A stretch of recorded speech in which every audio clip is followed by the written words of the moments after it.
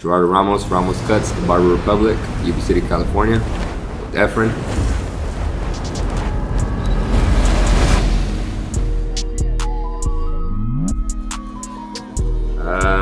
So I've always liked cutting people's hair. If I look back, my sister's boyfriends or whoever would come to my house, I would randomly just cut their hair. I don't even know how it came about, but even that, before then, I liked going to barbershops and getting haircuts and feeling like a new person afterwards. The barbershop talks, being able to vent, feeling like that's therapy. As I got into it more and more, one day, my cousin's friend needed a haircut for graduation. And I was like, hey, let me cut your hair. I gave him a taper. I recorded it. We were outside in my brother's backyard. Hot day. Came out decent.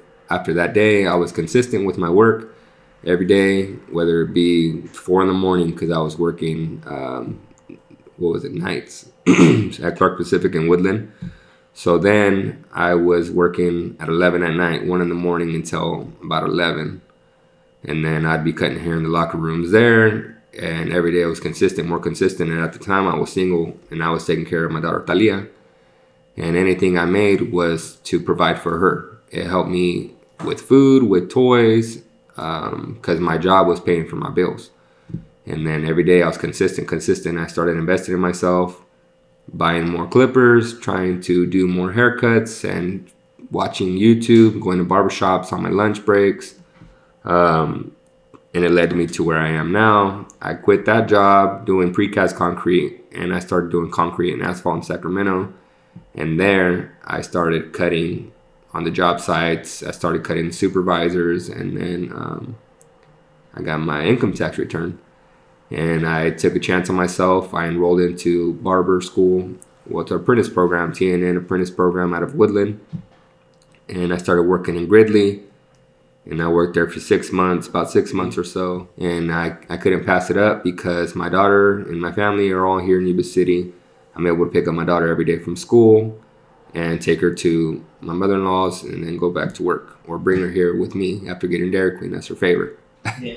And I feel like my hard work and my dedication has gotten me to where I am today, being consistent, my communication skills with my clients, being able to work around times to fit them in. And I love that about barbering is it's never-ending growth. I feel like I've grown a lot. I've invested a lot into myself, into my brand as far as Ramos Cuzt, and I feel like that makes me me. I just purchased a new cape that has a hawk on it, and I feel like a hawk resembles me. It's power, it's strong, it's powerful, and I feel like nothing stands in its path, and it's by itself.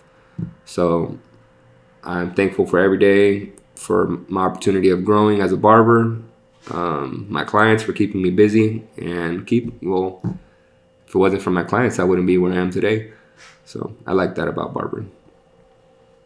So you think it was worth it? It was worth through the whole trial of failures and everything? Yeah. The whole barbering? Yeah. Do you think you failed a lot, or do you think you accomplished a lot? I think in success, you have to fail a lot. Yeah. To learn the process and everything. As far as learning how to cut hair, you're going to mess up. You're going to mess up. And that's why I take pictures of every haircut, whether it's good or bad. And I feel like some barbers only post a couple haircuts if they're good, or they forget where they came from. My uncle always told me be humble. Being humble really helped me out. Noticing each haircut, okay, this I could have improved on, this I could have improved on, to where now I just put it all together and I look back like, damn, like I came a long way, and I could have let it discourage me and stop me from progressing.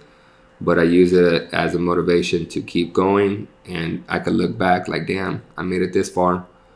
And I feel like I'm proud of myself, and it's an accomplishment because it's proof there. If you don't give up, you're not going to see what it's like to get to the next level, and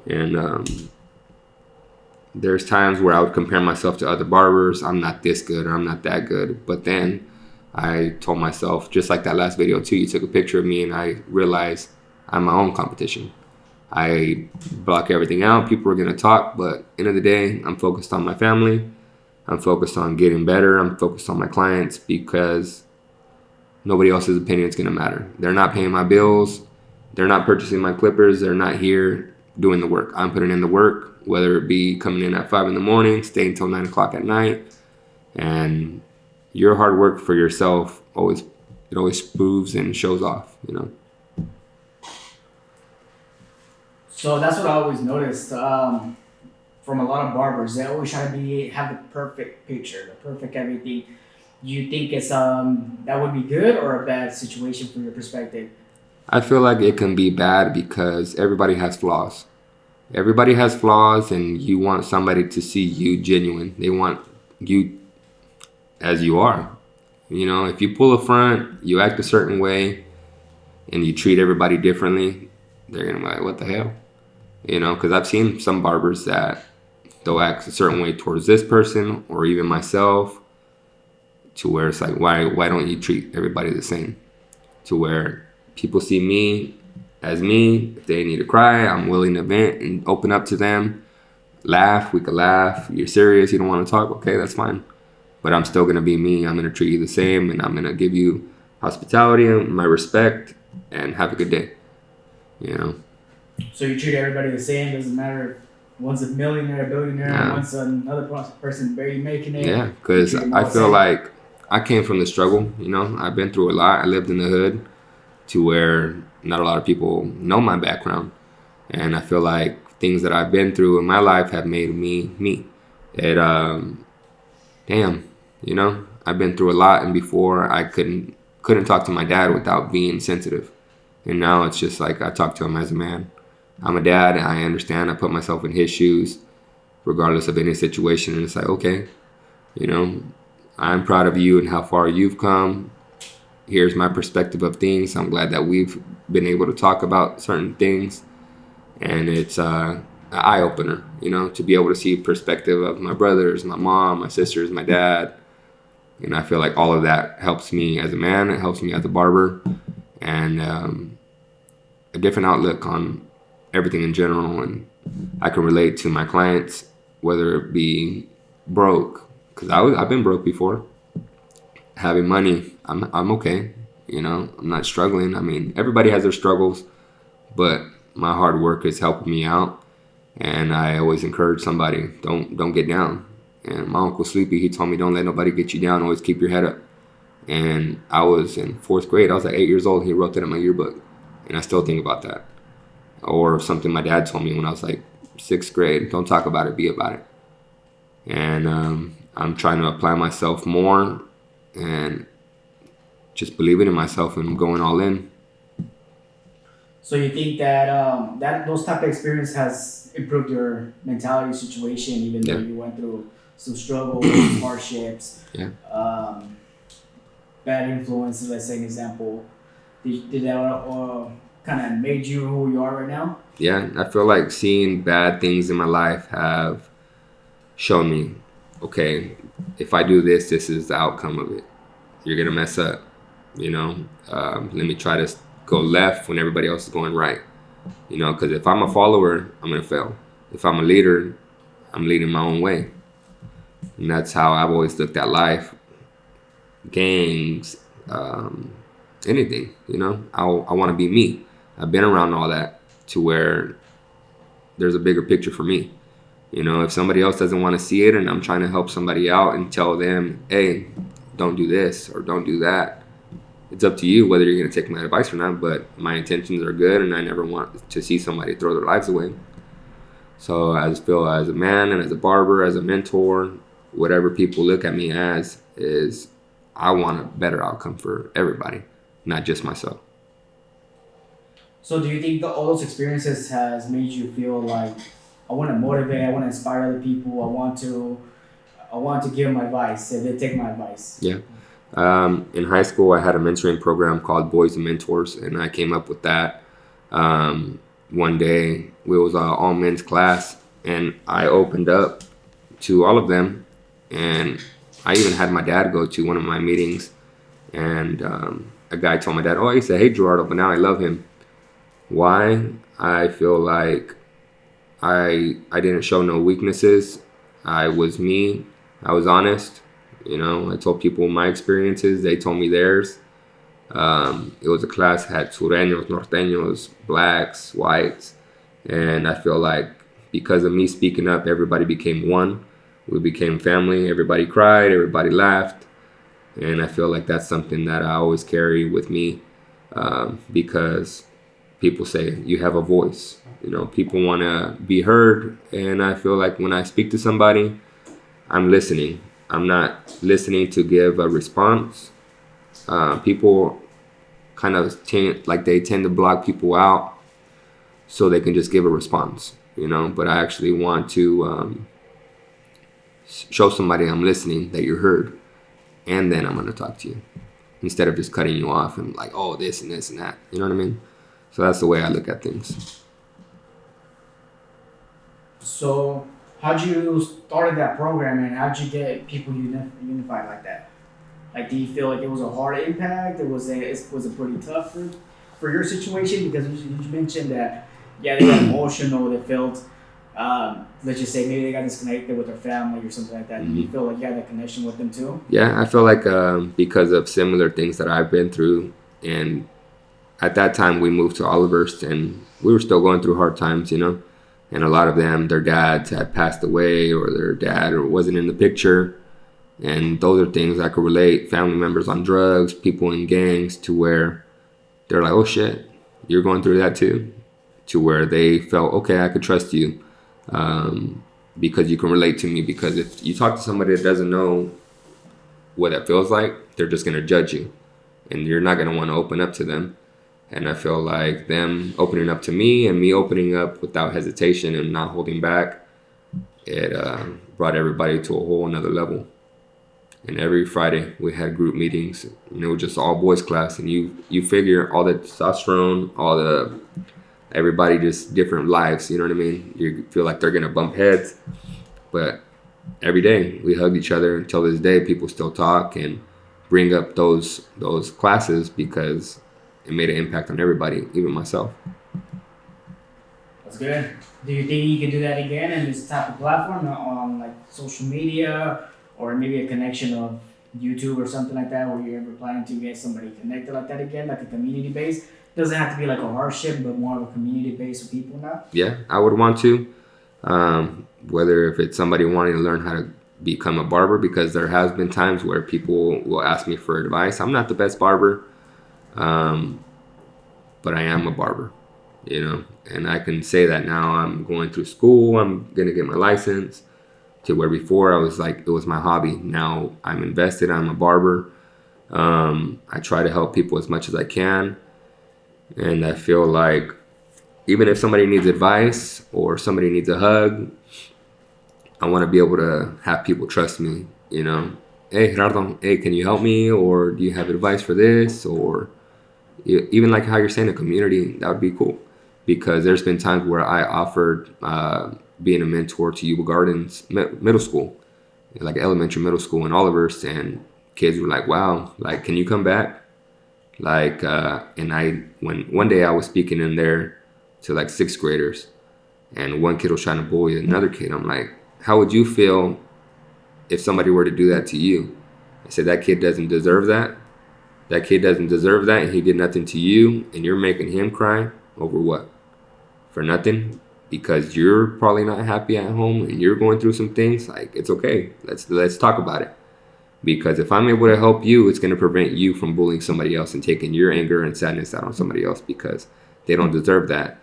And I've seen times too where little kids are killing themselves because of that, being bullied and stuff. And if that's something I can prevent, that's something I would push to prevent bullying or suicide, because it's not worth it.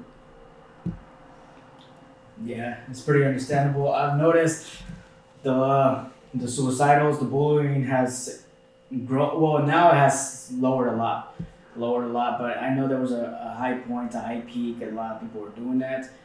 How do you feel about it right now? Do you feel like it's improving a lot from your perspective, or you think it's maybe there's something you can help out for the community?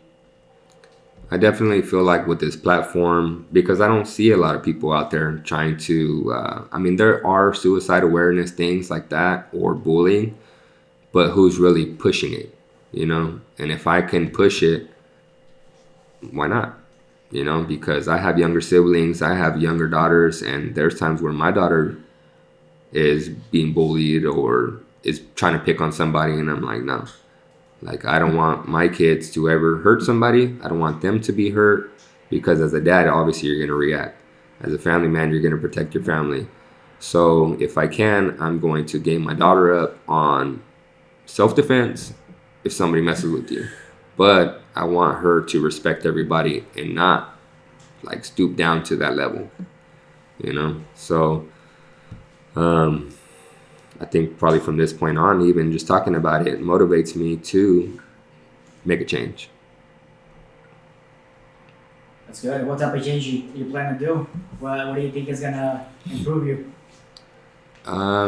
Being myself, not being nervous, you know? I feel like I have a voice, and I feel like even doing this podcast, I get nervous at first, but once I start talking, I open up and my emotions come out, and I feel like I'm a man. You know, I'm a man that wants change. I want to grow. I want to be able to help a place where I come from, whether it be Yuba City, Marysville, Oliver, Sacramento, because there's so many people that need help, whether it be a shirt. Because I've seen Sacramento Barbers Club, they always get together and they'll get jackets and sweaters and they'll give it to the homeless or people that are in need. Or even here, when I first started working here, we did a toy drive for families in need, and the rest of the toys donated to CHP around the corner. And I feel like even the smallest change like that, it makes an impact on somebody. Yeah, I'm a huge believer on that type of stuff, just to help out the community, because everybody needs it. Nobody knows what's going on. Nobody knows what type of struggle they're going through. Everybody has a struggle, but some people might have it worse. Some people might. So let's talk about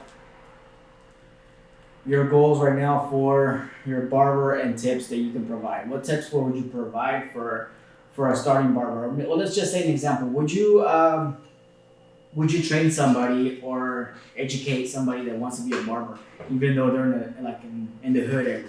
Yeah. They're willing to take their time to come to you and just like, hey, can you help me out? Just mentor me, even though I don't have no money to pay you, but can you just help me out? Would you be willing to do that? I would. Like even for my barber school, I take all of my clippers in my backpack and I allow anybody to use my clippers because it's just clippers. You know, I feel like, some of them can be pricey, but giving them that experience, like, oh, wow, this is the new tools and you trust me, you know, it's like, I would feel that same way if somebody were to help me, be like, here's my tools, you know, let's learn together. If I can teach somebody and be able to set me up, you know, like you can make good money barbering, you know, and I feel like my tip for somebody starting out is, do you really want to do it? Because it takes hard work. You know, people are going to talk. People are going to put you down. You're going to get discouraged seeing other haircuts, but it takes time. Consistency is everything. And I've been cutting since 2017 every day. And I feel like I'm barely becoming decent. But my followers and my family and everybody can see I never give up. As long as you don't give up, it's like how do they compare it? Like a turtle to a rabbit. You want to be a turtle because eventually you're going to get there. But you take your time. You have to have patience. And if you're a rabbit, you're just going to blow it. Because you can be, okay, I started, I'm the best. Nobody's the best. Because every day there's a new technique. There's a new clipper. There's a new fade. There's a new hairstyle. There's color. There's so many different things nowadays. Shear work. And that's something I'm improving on, shear work. Because before I didn't even know how to do shear work until I started my program and I started working in a barbershop. And now I can look like little details, looking in the mirror, seeing different angles, seeing shadows, good lighting, you know, clippers on somebody's head. because one shaver can be harsh on them. One shaver can be more expensive and more comfortable for their hair. You pay attention to the hair growth. You pay attention to cowlicks. There's so many different things that I've learned, and I can show somebody that not a lot of people showed me. You know. So what tips would you give to somebody? Like if they're trying to start a barber shop or they're trying to start being a barber, what tips would you recommend them? So as far as a barbershop, I wouldn't recommend anything because first you have to get your license. You have to put in your work and you have to save up your money and build your way up. Set it as a goal, but reach your milestones that you set first as far as, okay, I'm learning. I'm enrolled in school. If you're going to be an apprentice, find a barber that's going to mentor you, somebody that's going to teach you. If you're going to go through barber school, go through barber school and then you'll get licensed. But you have to look at it this way too. I chose to be an apprentice because it's cheaper. It might be longer, but it's cheaper. And you're working in a shop full time. You're working in a shop full time every day. You're working underneath somebody else's license, but you're still a barber. And then if you were to go to barber school, it's less time, but more money, and you're going to be in debt, and you're not really going to have experience to where, as an apprentice, you're working every day in a barbershop hands-on. So I would recommend a apprentice program, or the apprentice program I go to, TNN in Woodland. They do payment plans. They offer you hands-on help. I attend class every Sunday, and even myself, I try to instruct and teach others what I know, because everybody's going in as a barber knowing what they're doing. Some people are barely learning. So I feel like an apprentice program is the way to go. And I think that's the first step. My tips that I would say. Figure out if you want to be a barber or not. Join a barber school or an apprentice program. Get into a barber shop. And then long run, open up a barber shop. What's your goals for, let's say an example, another 5 years, 10 years? 5 years, 10 years. Next year I have my state board test, so I want to definitely pass my test in the first attempt.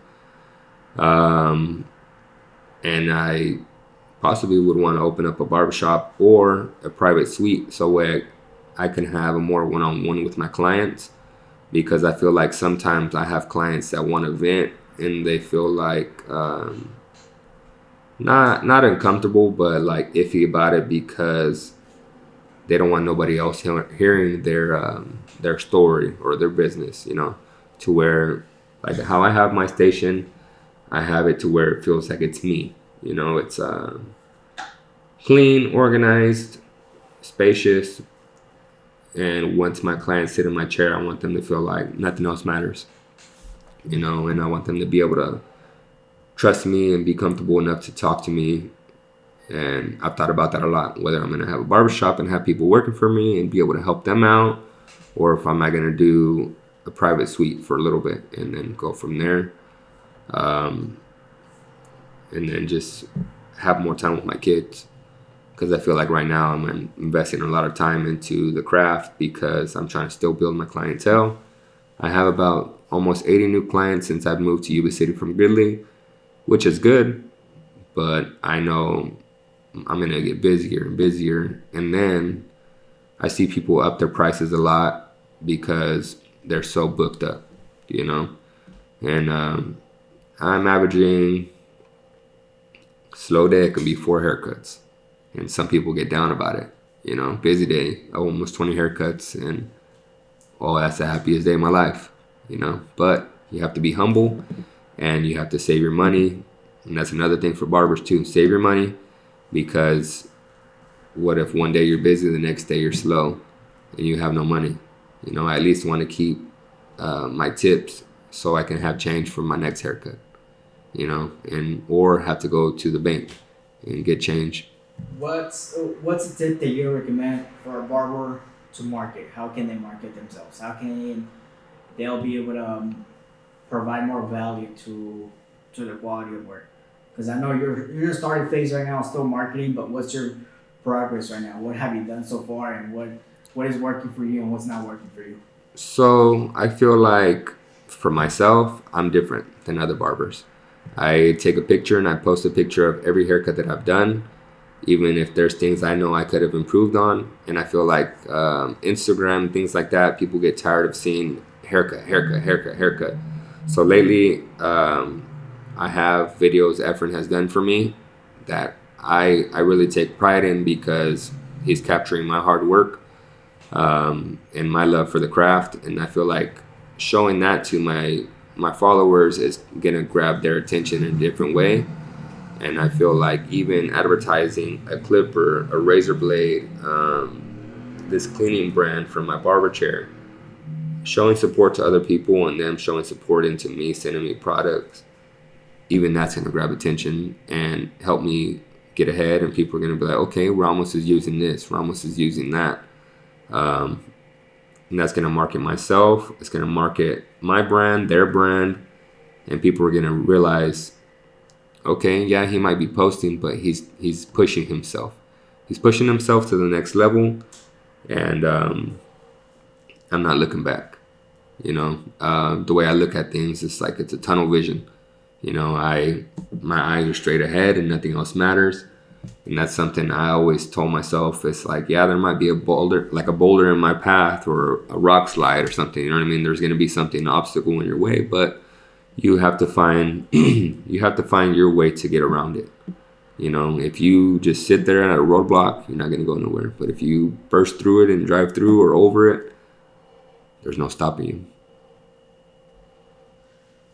That's good. For the videos, do you think that improved a lot of your marketing techniques, or you think it's I know you're establishing your own videos too, so you think is that helping you out more than pictures, or I feel like about the same? I feel like it helps me. Like the other day I did 2 videos in here, and I feel like, okay, people are like, this is him, like this is his face, like this is his voice, rather than just haircut, haircut, haircut. Like, who's behind the chair? Who's behind the chair? What is he offering? Haircuts, kids' haircuts, straight razor shave, hot towels. Those are things that I'm offering to my clients.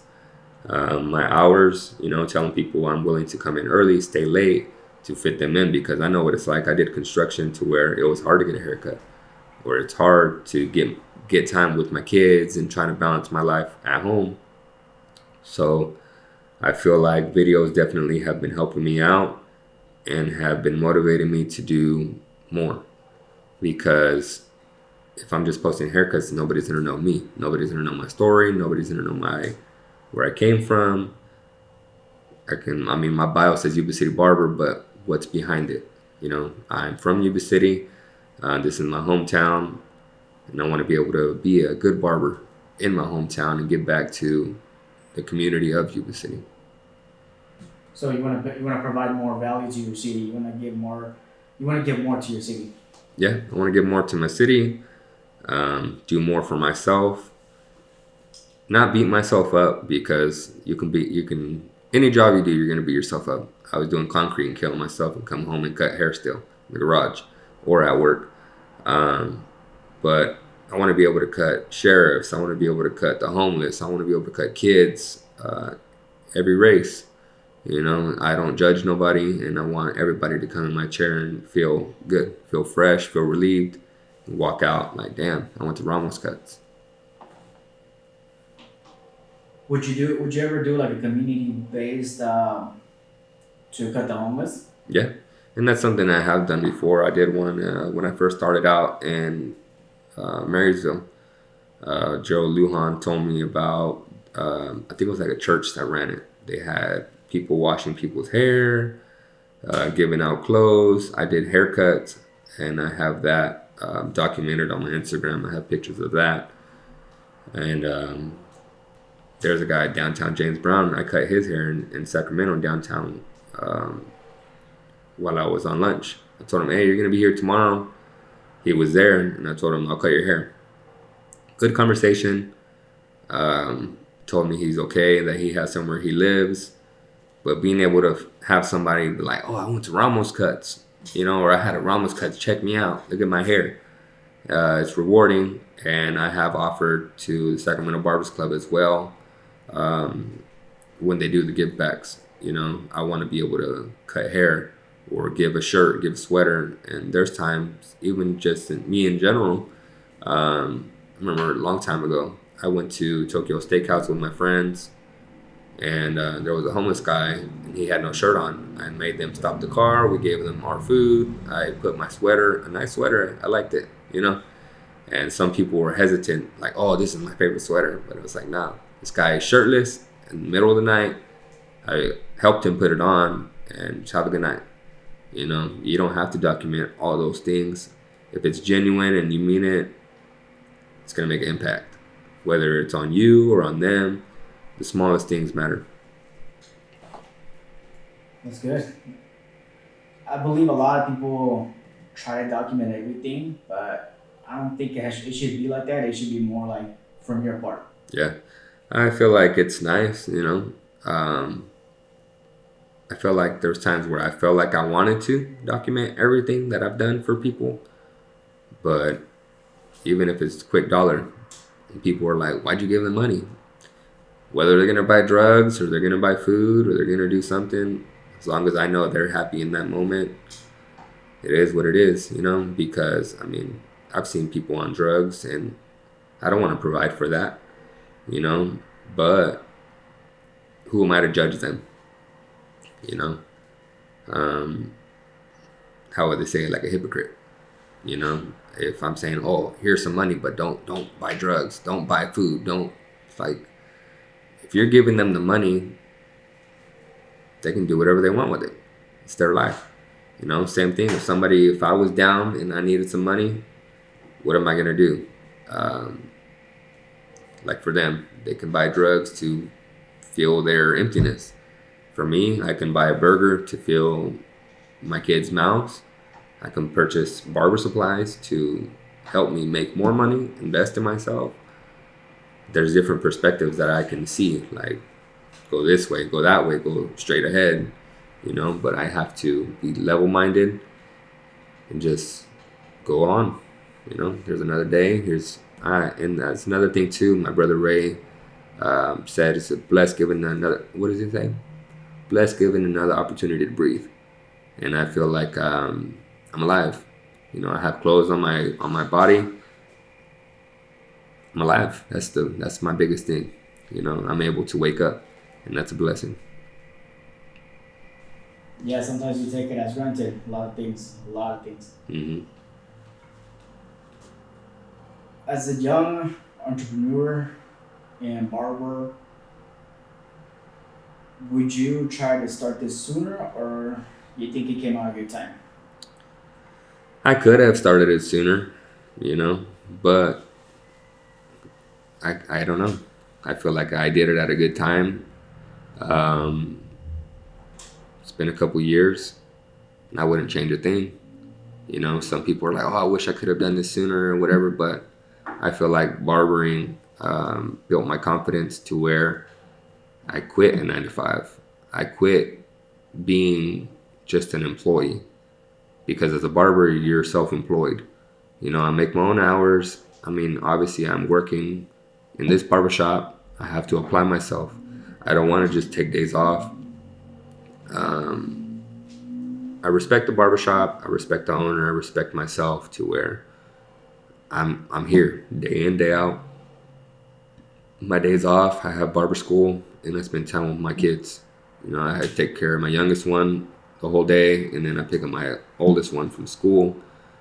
And I feel like, okay, if I could balance my days where barbering, schooling, my kids, and just take it day by day, And that was like another thing too. It's like I feel like I want to have more time for my family, have more time for my kids, because I don't want to just work. Because I've done that past years to where I've just worked myself to the dirt.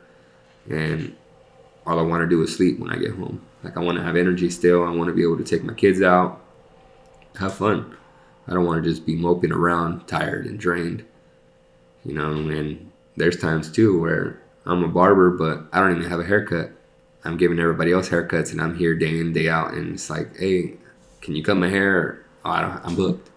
I'm like, damn, I gotta wait another week too. But I like going to a barber and sitting down and just like, I'm tired. I get to wind down for a little bit. I get to talk. And that's always the best feeling as a barber, or being in a barber chair.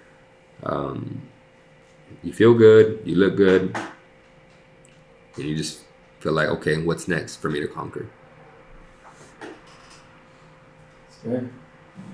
So, as a barber, is it tiring to be here like all the time for people that think like, okay, I can be a barber and it should be easy. I'm just sitting down all day, or I'm just No. Starting out as a barber, it's gonna be slow.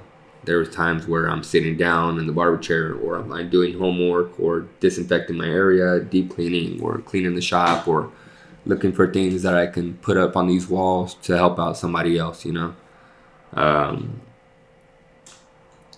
know.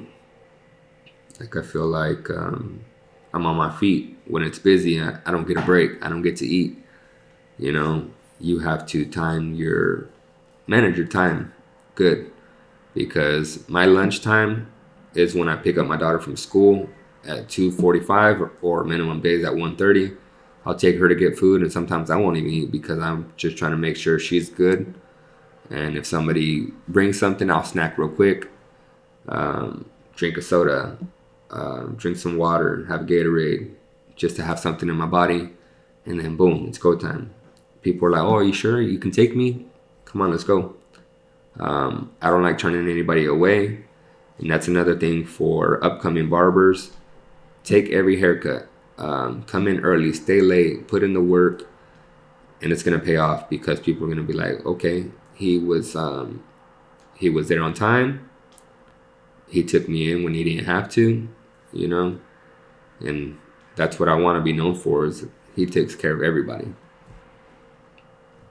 So you put time, you organize your time, you have a busy schedule. But you try to work everything out. I try to work around it, just like for tomorrow, or actually today. I have back-to-back appointments. I don't even think I have a lunch. I'm going to be leaving early for my daughter's softball game, and then after softball, I'm going to come straight back to work to take care of a client that I couldn't fit in the morning. And your clients will respect that you're making time for them, even if they don't give you a good tip. It's not about the money. I feel like it's my passion.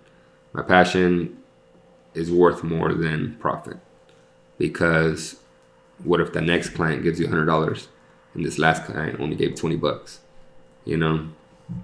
And there's times where some people still give me $25 and my haircuts are $30, and I'm like, do I say something, or do I just go about my day? I just go about my day. And I feel like some people want a family discount, but it's like, I feel like that's not right, because if it was an ex-barber, you're going to pay them full price and you're going to give them a tip. What's the difference with me? If I'm making time for you and squeezing you in, and that's something that, that's the only thing I don't like about barbering, is my family wanting discounts, because it's like, support me, support your family, Same for me. It's like my aunt's restaurant, or anything I do, I pay full price with a tip, because this is your hard work. This is what you do for a living. Why am I going to cut you short? And like with me, it's like I have so much invested in myself, and support me. That's all I ask for my family and people wanting a handout, because like I have my younger siblings, and I give them free haircuts because I want them to see I'm a barber. This is my hard work, and all I want for you guys in return, because they've been in college and they're doing really good, and I tell them, just get a good job, further your education, get ahead in life. And they've been wanting to pay me now that they're old enough to pay me, and I was like, nah. Like, I do it because I love you guys. I do it because I want you guys to get ahead. And that's with anybody. If they really needed a haircut or they were really down and I could help them with the job interview or something, I'm all for it. And I've even thought about doing that. People, show me proof that you're getting good grades. Show me proof that you have a job interview or something like that. You know what I mean? And I'll give you a free haircut. So I'm thinking about just advertising that, because somebody needs motivation, whether it be, oh, if I get good grades, I can get a haircut from Ramos. Or if I have a job interview and this haircut lands me a job, why not?